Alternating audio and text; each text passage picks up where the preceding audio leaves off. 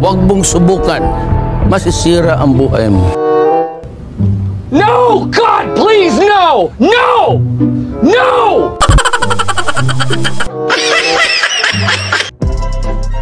Good morning guys! This is Ka-Virgin Vlog, a day in my kabaklaan as a content creator at the age of 22, virgin, kaya gora na tayes! So ayun na nga mga ka-virgin, sa part ng ito ako ay nagbibihis na at pupunta tayo sa bahay ng aking kaklase at tayo ay gagawa ng pelikula. At agad-agad nga akong pumunta dito sa Basud para mag-antay ng jeep. At sa part nga ito mga ka-virgin, andito na ako sa gasolinahan papunta sa Harmony Village.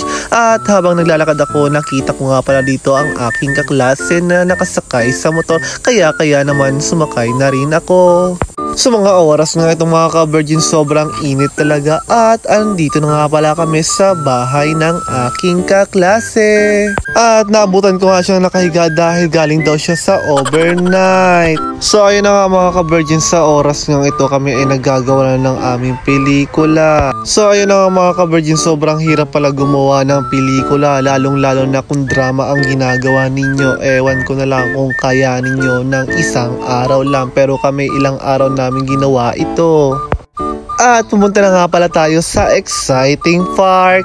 Ipapakita ko nga pala sa inyo ang isa sa pinakamagandang scene na ginawa namin.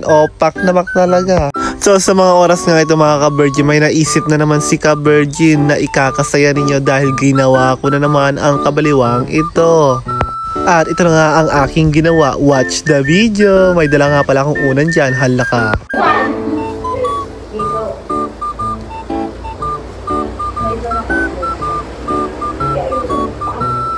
Huwag mong subukan. Masisira ang buhay mo.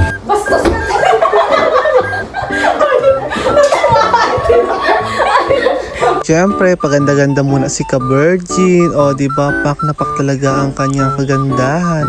May walang ganon. So, ayun na nga mga ka-virgin, nakailang take nga pala kami dito sa part ng ito dahil sobrang hirap talaga ng aming ginagawang scene. Ewan ko na lang talaga kung hindi ito maging 100s ang grades. So ayun na nga mga ka-virgin, ito isa kong kaklase. Gusto akong pagganapin sa ginaganap niya. Ewan ko na lang kung kaya ko ba ito. At ito na nga ang ginawa namin. Buti na lang hindi ako sinampal ng aking kaklase. So ayun, may pambukakap pa si bakla. Ready na akes. At sa mga oras nga ito mga ka-virgin, nagpapahinga nga pala kami. At kami ay pupunta sa sementeryo dahil may eksena na naman ang iyong mga ka-virgin. At natapos din